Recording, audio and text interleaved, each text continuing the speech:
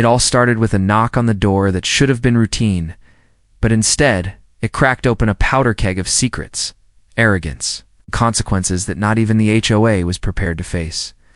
My wife, Madison, had only moved into the neighborhood. With me 3 weeks earlier, we were still unpacking boxes when she calmly answered the door in her workout gear, expecting a delivery. Instead, she was met by 2 uniformed police officers with their hands near their belts, eyes sharp with suspicion, and a smug-looking woman standing behind them holding a clipboard and a phone still recording. That woman was Sharon, the HOA president, and she was about to make the biggest mistake of her life. We received a report of suspicious activity involving a resident, one of the officers said, glancing over Madison's shoulder into our home like he expected to see something illegal happening. I stood up from the couch, heart hammering, as Madison raised one eyebrow. Suspicious activity? She asked calmly, crossing her arms. Such as Sharon stepped forward, uninvited? Such as you coming and going at odd hours? Always. Wearing hoodies and hats? Speaking in different languages on the phone in your car? And refusing to tell neighbors what you do for a living? That's not normal in this neighborhood. We're just concerned for everyone's safety. Her tone was thick with fake concern, but her eyes burned with nosy pride. That was Sharon's way. She had been a problem from the moment we moved in. From the second she saw our moving truck pull up, she walked over, introduced herself, and asked if we had filed the appropriate residency notification forms. With the HOA, Madison politely said no and walked away. That alone was enough to paint a target on her back. Sharon had made it her personal mission to discover what our deal was. What Sharon didn't know, and what the officers were about to find out, the hard way, was that Madison wasn't just a woman who valued privacy. She was a high-ranking field agent with the Federal Bureau of Investigation, and we had just been surveilling a criminal cell 2 blocks over. "I'm going to ask you both to step back off our property," Madison said to the officers, her tone calm but firm. She didn't flash a badge. Not yet. One of the officers stiffened. "Ma'am, we have a right to investigate if a credible report is made." "Credible is the key word here," she interrupted. "A report based on paranoia and bias is not credible. Do you have a warrant to be on my property?" Officer looked uncomfortable, but Sharon blurted out, "She threatened me last week. I have it recorded." That was a lie, and both Madison and I knew it. She had simply told Sharon to stop standing in our flower bed and measuring the distance between our trash bin and the curb. "That's obstruction," Madison said. "Oh. I'm asking you one more time to step off the property, or I'll be forced to contact federal legal counsel." The way she said it froze both officers. One of them blinked. "Wait, what do you mean federal?" Madison reached into her pocket, pulled out her leather credential wallet, and flipped it open.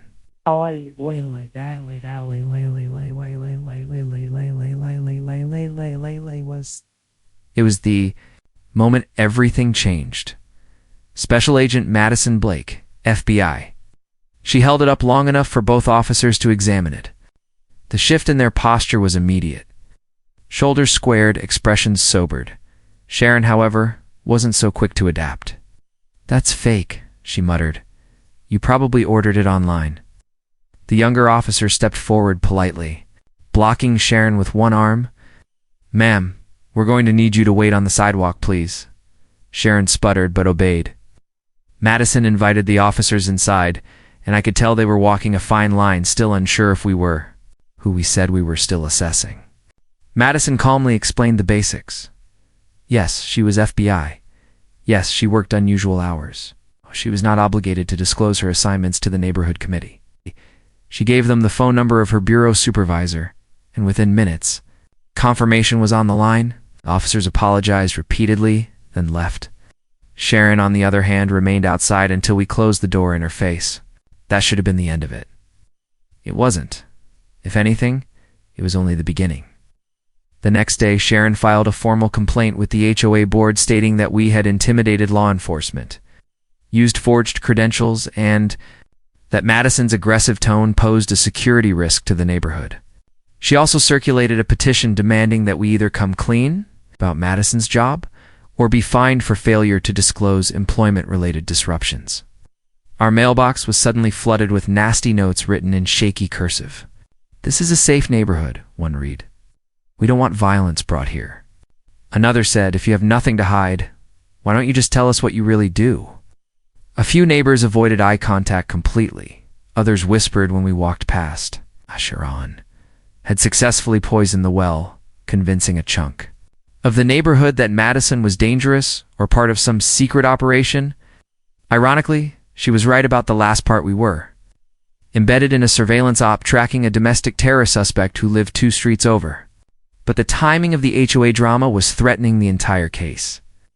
Madison spent hours on the phone with her bureau contact, trying to determine whether we needed to request reassignment.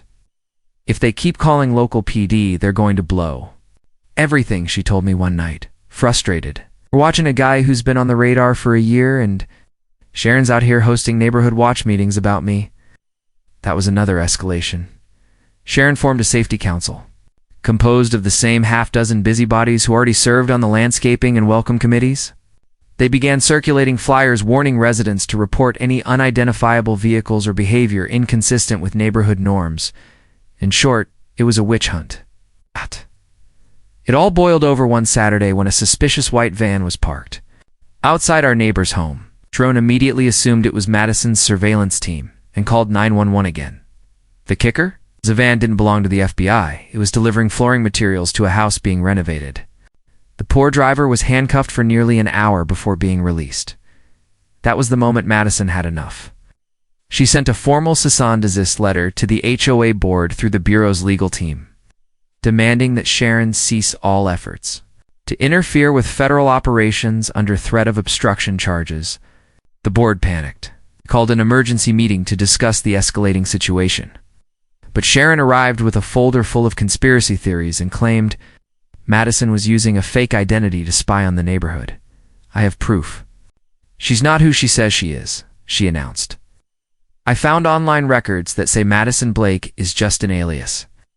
What she'd actually found was a redacted background page on a bureau-cleared identity database. But in her mind, this was all the proof she needed. I was sitting in the back of the HOA meeting room when Madison finally stood up and approached the board.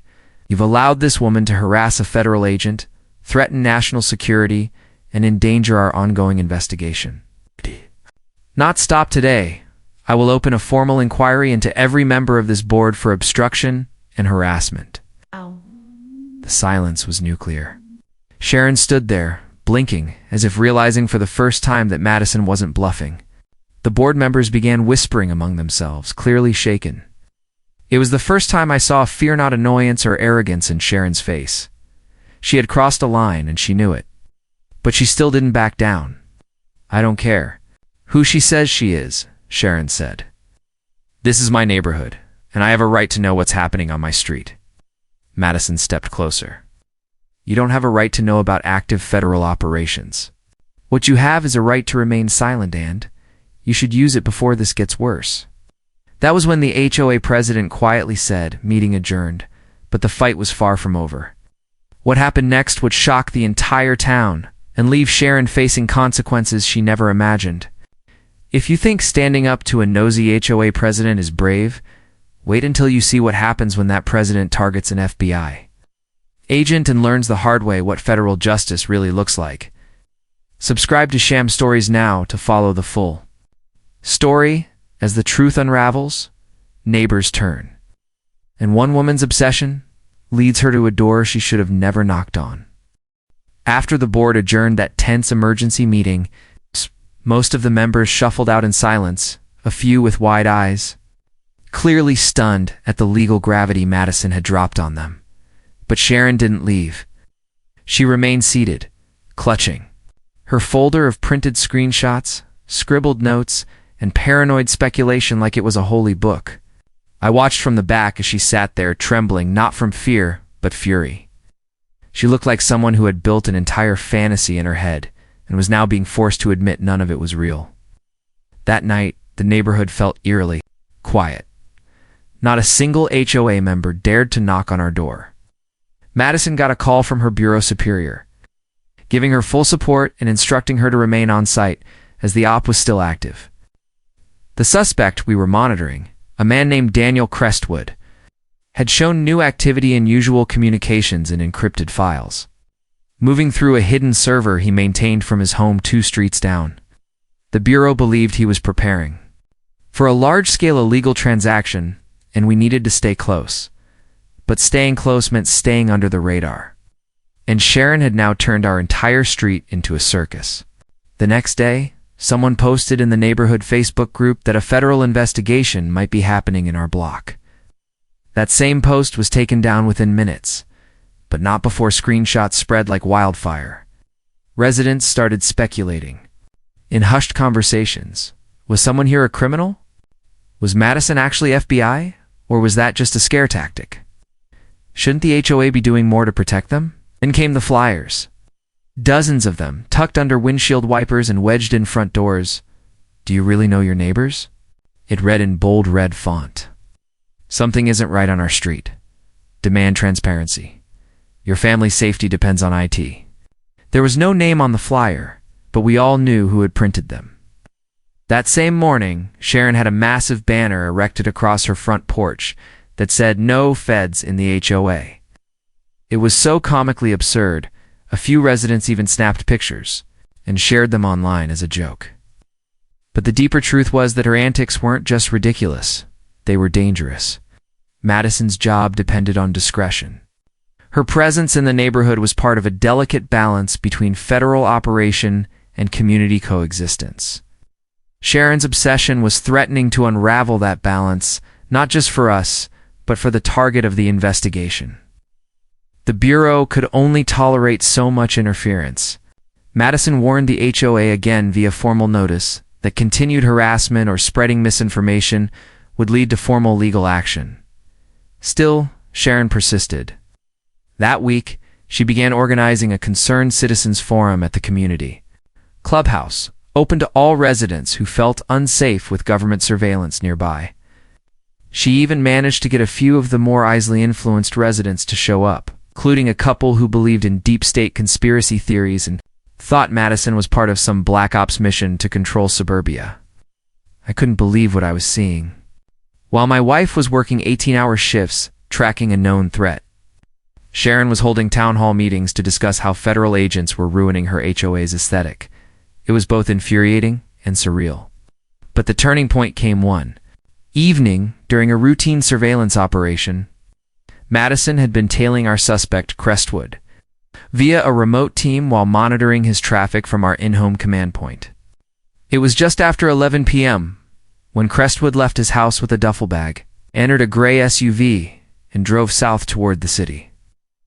Madison immediately notified the response unit and began prepping to leave in case backup was needed. She stepped outside with her bureau-issued go bag. Sharon appeared at the end of our driveway, holding a flashlight and a phone. "I'm documenting this," she said smugly, aiming the flashlight directly at Madison's face. "You're harassing residents under false pretenses, and I'm going to prove it." Madison didn't even stop walking. "Step off my driveway," she said calmly. Sharon blocked her path and said, "You're not allowed to bring weapons into a residential zone." That was when Madison turned and gave her a look that stopped her mid-sentence. "I am a sworn federal officer in the middle of an active operation. If you don't move, I will charge you with obstruction of justice." I saw Sharon's expression falter, but she still refused to move. That was when a black SUV screeched up and two plainclothes federal agents exited, flashing badges and grabbing Madison's bag as she handed it over. "You ready?" one of them asked. She nodded and turned to Sharon. "Stay away from my home. You're officially interfering with national security." Sharon didn't respond. She just stood there, stunned, as Madison entered the SUV and disappeared into the night. I thought that moment would finally shut Sharon down for good, but I was wrong. The next morning, she filed a false report with the local news blog claiming a heavily armed woman left our neighborhood in the middle of the night under suspicious circumstances. The blog, desperate for clicks, ran the story with a headline that read, "Mystery Agent in Suburb, FBI or Fake?" That article caused a ripple effect. Now people outside the neighborhood were talking. Strangers drove slowly past our home, snapping pictures. My workplace even received an anonymous tip that I was harboring a potential security threat. HR had to hold a meeting just to verify the source was unfounded.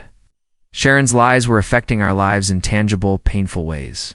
Hey, but karma has a funny way of working fast when you mess with the wrong people. Just 3 days after her latest stunt, Sharon came home to find her own house surrounded by FBI agents. It turns out, while trying to snoop into Madison's background, Sharon had accessed restricted federal directories using an old contact at the county assessor's office who owed her a favor. That favor led to a digital paper trail of unauthorized access to protected law enforcement records. That, in itself, was a felony. But Sharon didn't know that the FBI had been monitoring her digital footprint since the cease and desist warning went ignored. When the agents arrived with a federal warrant, they seized her laptop, her external hard drives, and even her phone. I watched from my porch as she was politely but firmly escorted to a black SUV and driven away. No handcuffs, no drama, just swift, quiet justice. The neighborhood exploded in whispered conversations. Within hours, everyone knew what happened. The same people who had once signed Sharon's petition were now pretending they'd never supported her. A few of them came by our place to apologize, bringing awkward offerings like flowers or apology cards that felt completely inadequate. Madison didn't gloat. She barely reacted. "That's what happens when you push too far," she said simply. "People think they're above the rules, until they realize the law is much bigger than them." With Sharon gone, the HOA board met and voted to suspend her indefinitely pending investigation. Her banner came down. Her flyers were trashed. The concerned citizen meetings were canceled. Life began to settle, but Madison's mission wasn't over yet. Crestwood had returned from his drive, but something was different now. His movements were more erratic. Digital behavior suggested he suspected surveillance.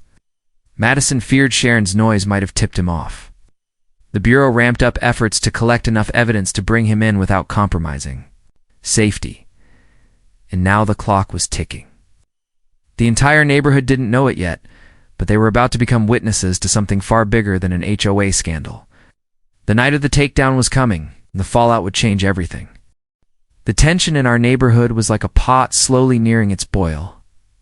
Everyone sensed something was off, but no one could quite articulate why. The HOA was in a temporary state of disarray after Sharon's suspension, and with her out of the picture, things had superficially calmed down. But that calm was misleading. Inside our home, Madison and her bureau team were in full operation mode.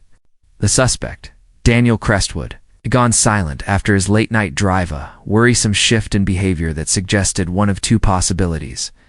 Either he knew the bureau was close, or he was preparing to disappear entirely.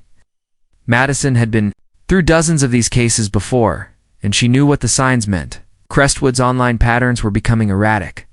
He stopped using his encrypted messaging apps and started communicating with burner emails routed through obscure proxy servers, then switching to VPNs that routed through Russia and the Netherlands. He'd stopped going to work, taken his trash to a private dumpster 2 towns over, and even rerouted his mail to a P.O. box under a fake name.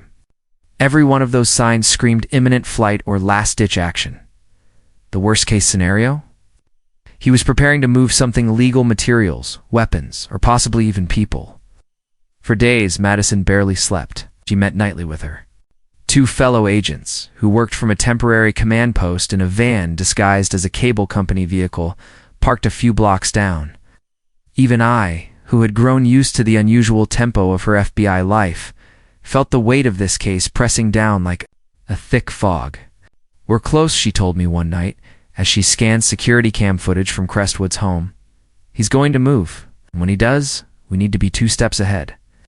What made this case so personal wasn't just Sharon's interference, or the neighbors' suspicions. It was that the entire neighborhood, the same one that turned its back on us just weeks ago, was walking blindly near real danger. Crestwood had been hiding in plain sight for years, masquerading as an introverted IT contractor. He barely spoke to anyone, didn't attend HOA meetings, and never caused a stir. But behind the facade was a man suspected of funneling darknet payments through shell companies, possibly connected to extremist propaganda and illegal arms. It was hard for even me to digest. He looked so average, mowed his lawn, took out the trash, waved at the mailman. But every piece of intelligence Madison gathered proved otherwise. What Sharon had accused Madison of being a threat, being a secretive outsider, was exactly what Crestwood had been. The irony was bitter. The Bureau approved the plan for extraction. It would be quiet, fast, and happen at night. Madison's team would wait until the suspect left the house, then intercept him at a predetermined stoplight just outside the neighborhood, where local police units would help box him in. Simultaneously, a warrant-backed team would raid his home to seize digital equipment and physical evidence. The date was set. We didn't sleep that night. At 3:48 a.m., a black unmarked SUV pulled in silently in front of our house. Madison, dressed in plain tactical gear, leaned over to kiss me goodbye and whispered, "It's time." I watched from our upstairs window as she slipped inside the vehicle and vanished into the darkness. Everything that followed unfolded like a suspense film in real life. From my vantage point upstairs, I had a clear view of Crestwood's house. It was eerily still.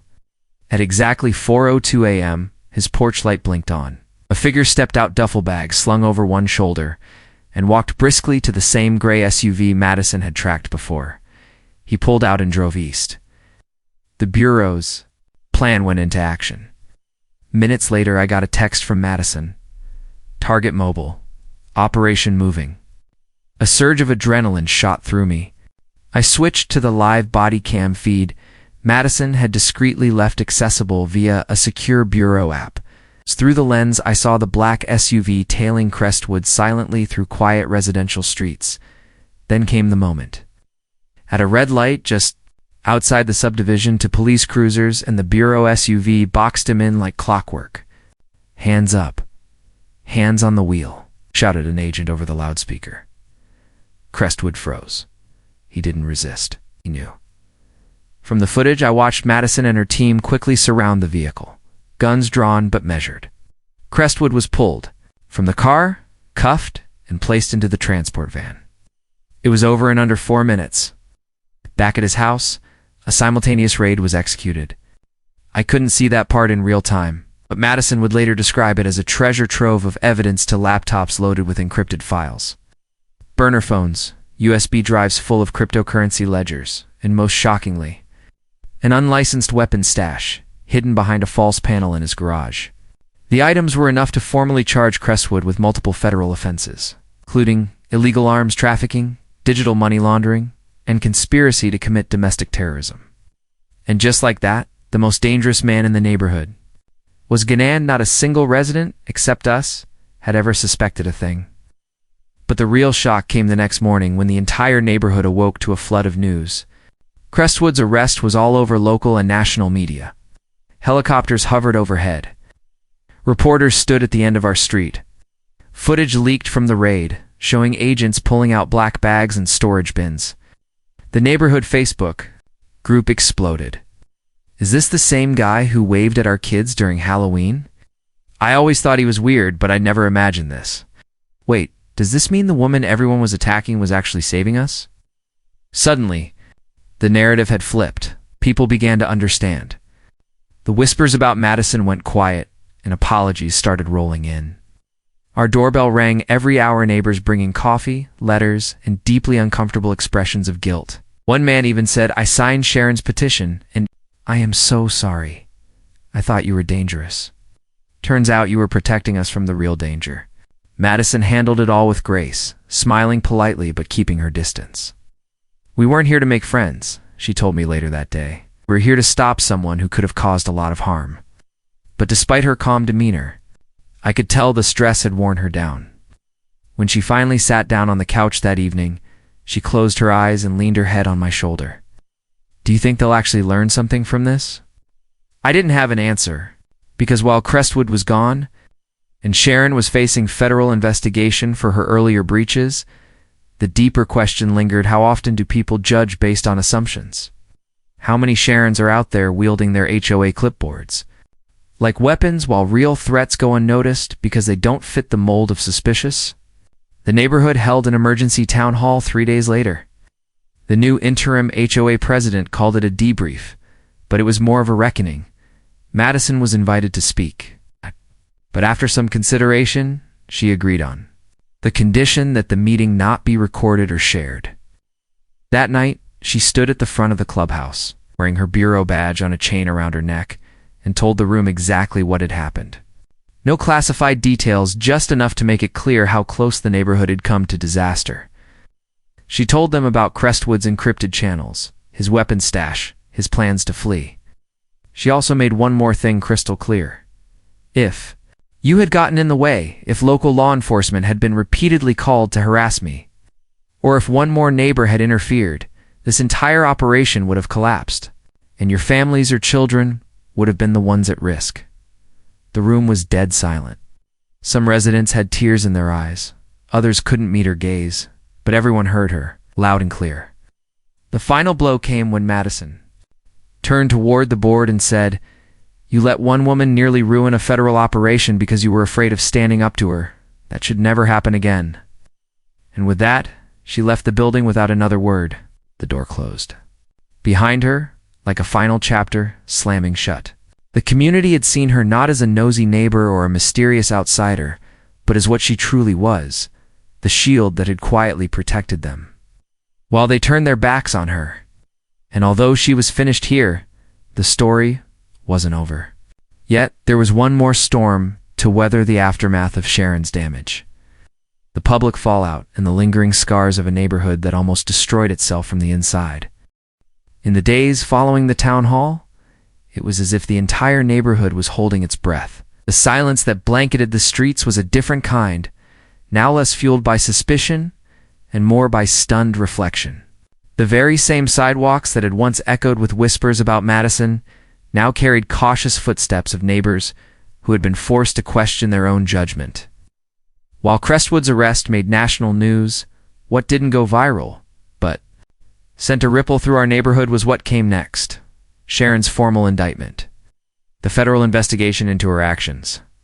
Once quietly initiated after her unauthorized access to Madison's information, escalated rapidly after Bureau. Forensic teams analyzed her devices.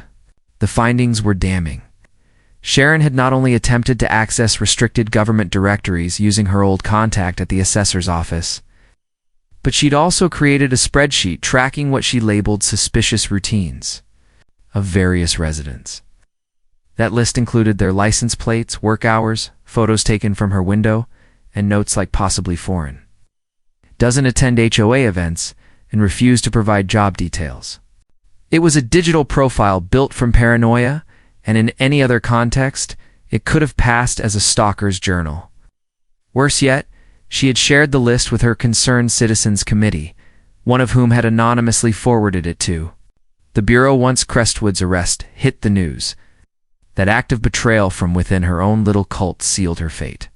She was arrested quietly, with no fanfare. Just as Madison had predicted, no cuffs on the front lawn, no press, just a quiet extraction at dusk. It was almost poetic. Sharon had spent months trying to expose a federal agent, only to be taken down by the same system she mocked and underestimated. The news of her arrest trickled into the community one person at a time, each learning that the woman who claimed to be protecting the neighborhood was in fact surveilling it unlawfully. People who had stood by her, who had nodded along at her meetings and handed out her flyers, now turned their backs. Lawn signs once bearing HOA slogans disappeared overnight. Her own property was put on the market 2 weeks later, listed by a third-party agent who never once opened the blinds during the staging. But even with Sharon gone, her influence lingered like a stain. The new HOA board, now led by a soft-spoken man named Russell, was left to clean up the mess. One of their first decisions was to completely suspend all committee activity pending review. The Welcome Committee, Safety Committee, even the Landscaping Subgroup Hall, frozen. In a letter to residents, Russell acknowledged the toxic culture that had taken root and promised reforms: transparent communication, boundaries for HOA authority, and mandatory ethics training for any board member. It was a start. But fixing trust wasn't as easy as writing policy. Madison and I still got sideways glances from a few stubborn holdouts. One man even muttered snitch under his breath while passing us on the sidewalk. Others, though, finally began to reach out with real sincerity. A couple from 2 houses down invited us to dinner. Another neighbor, a single mother with 2 kids, told Madison, "Thank you." I didn't know what was going on, but I'm glad someone did. Slowly, the walls began to come down. Meanwhile, Madison was preparing to transition off the Crestwood case. The operation had been successful, and after weeks of follow-up interrogation, asset tracking, and court preparation, the case was officially handed to a longer-term investigative unit. She was due for reassignment, which meant it was time to consider whether we'd stay or move. The question lingered between us for days. Our house had become a symbol of everything: conflict, exposure, vindication. Could we really continue living here? Madison surprised me with her answer. "I want to stay," she said one morning over coffee. "I want people to see what happens when you don't back down. I want this neighborhood to remember not to mistake silence for weakness." So we stayed.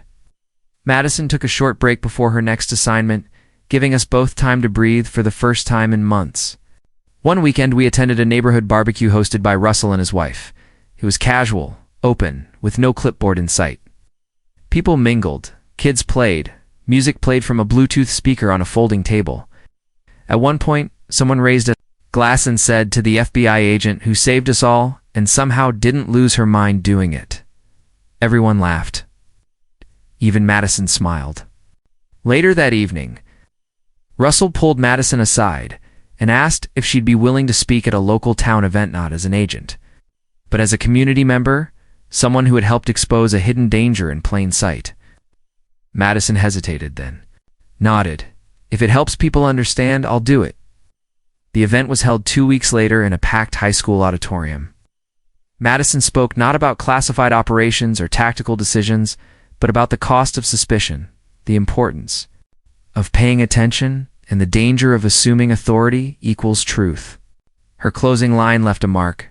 "My badge doesn't make me trustworthy. My actions do." The same goes for every person in a position of power. Never forget that. It was the kind of speech people quoted later, posted about online, and repeated. In community discussions, the tide had truly shifted. In the months that followed, our neighborhood became a model for post-crisis reform. The HOA bylaws were rewritten with clear checks on board power. A community advisory panel was formed to field complaints and mediate disputes. Gone were the days of petty fines for fence color violations or anonymous letters about trash bins. People talked to each other now.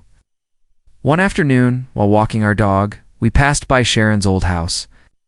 A young couple with a toddler had moved in, and they were planting hydrangeas along the porch. The toddler waved at us. Madison waved back. The symbolism wasn't lost on either of us. A home once occupied by fear and control now bloomed with new life. Still, we didn't pretend everything had healed. There were scars, visible and invisible. Madison occasionally still caught someone staring a second too long. Some neighbors probably still resented her presence, or hated being proven wrong. But that didn't matter.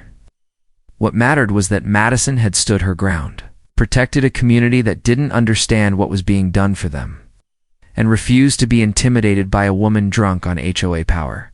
Her integrity had outlasted Sharon's tyranny.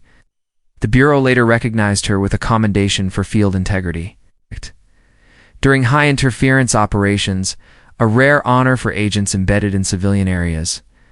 I stood in the back of that ceremony, watching her accept it, remembering how close we had come to leaving it all behind. But now, looking out at the neighborhood on a quiet evening, birds singing, sprinklers misting lawns, I realized something else. Stories like this don't always end in explosions or courtroom drama. Sometimes they end in slow, quiet changes, people learning, systems adapting, communities growing. And while we had endured months of chaos, it had given birth to something stronger than what was there before. But it wasn't truly over yet. One final chapter remained. Crestwood's trial was approaching. The community would soon face the full truth of what had been lurking among them, the role one woman played in making sure they'd never have to face that danger again. The day of Daniel Crestwood's trial felt like the final act in a play that had started quietly. It built tension through whispers and suspicion, and finally erupted into a neighborhood-wide reckoning. The courthouse was just 2 towns over, and Though it was technically open to the public, only a small group of our neighbors attended. Madison and I sat near the back, flanked by a couple of bureau colleagues and a quiet but tense security presence. Crestwood entered the courtroom in cuffs. It's no longer the seemingly harmless man who watered his lawn at 7 a.m. or waved at passing joggers. His face was hard, jaw clenched, and eyes hollow. His defense attorney tried to paint him as a misunderstood, recluse, someone who hoarded information but never acted on it. But the prosecution's evidence was overwhelming. Flash drives containing blueprints for illegal weapons, money trails leading to flagged accounts, encrypted communication with known domestic terror suspects. Every piece built a picture not of a loner, but of a ticking time bomb. Then came the testimony. Madison took the stand in her official capacity, her badge clipped neatly to her jacket, her tone steady and professional. She recounted months of surveillance, the red flags Crestwood threw up, and the moment the Bureau determined he was preparing for a cross-state arms deal. She did not mention the HOA harassment. She didn't bring up Sharon, or the petition, or the time a neighbor called the police because Madison was seen carrying a suspicious black case to her car, which turned out to be a laptop. Madison kept it about the facts, but I saw the jurors watching her, nodding, understanding that this wasn't just a faceless agent.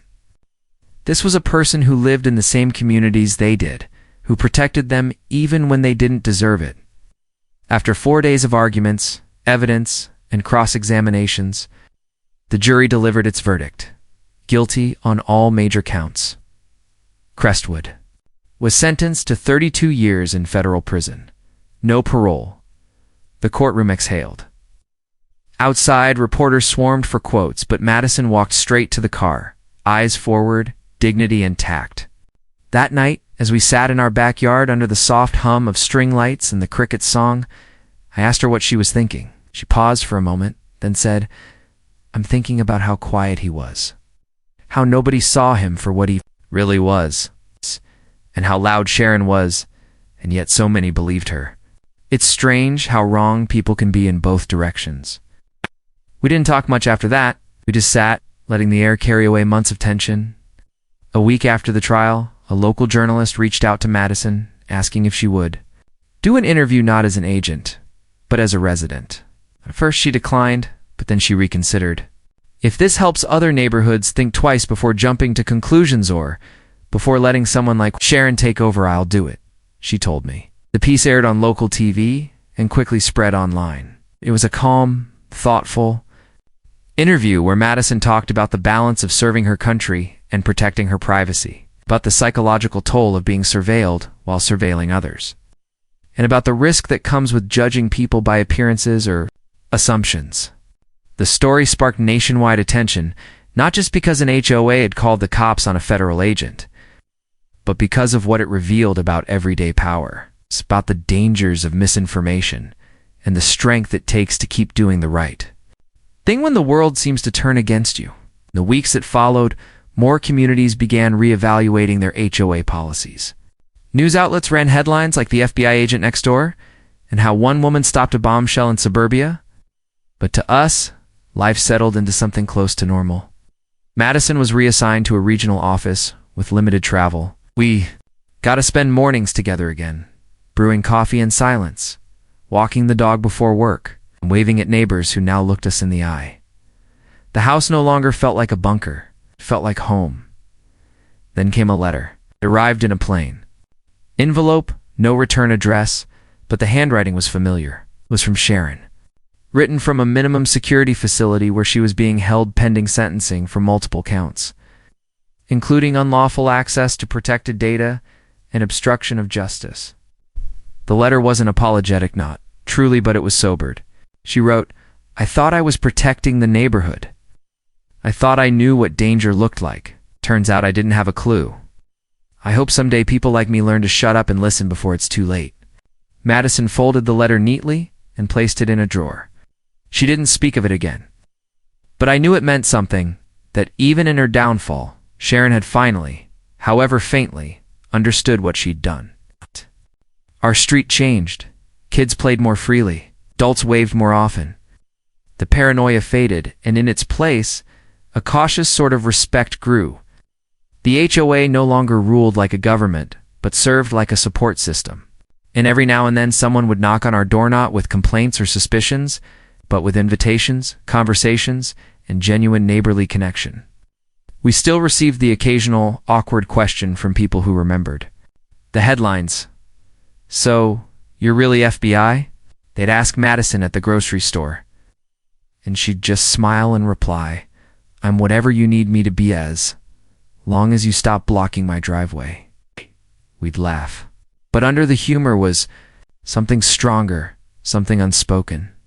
That when you've been judged, doubted, and dismissed, the sweetest vindication is living your truth so completely that no one can deny it. Madison didn't win awards for what she did in that neighborhood, but she won something better: trust, understanding, and proof that even when you're surrounded by suspicion, the truth has a way of rising. And as I sit here now, watching her plant sunflowers along the back fence, listening to the sound of life continuing, I know that this story, our story, isn't just about an FBI agent who was misunderstood. It's about what happens when people are brave enough to face injustice without raising their voices, about what it takes to rebuild trust in a world addicted to assumptions. And maybe, just maybe, it's a reminder that the person you're misjudging might be the only one standing between you and the danger you can't see. If you found this story powerful, real, and worth remembering, make sure to like, share, and subscribe to the Sham Stories YouTube channel. We tell the stories others are afraid to, and we expose the truth behind the quietest doors. You won't want to miss what's coming next.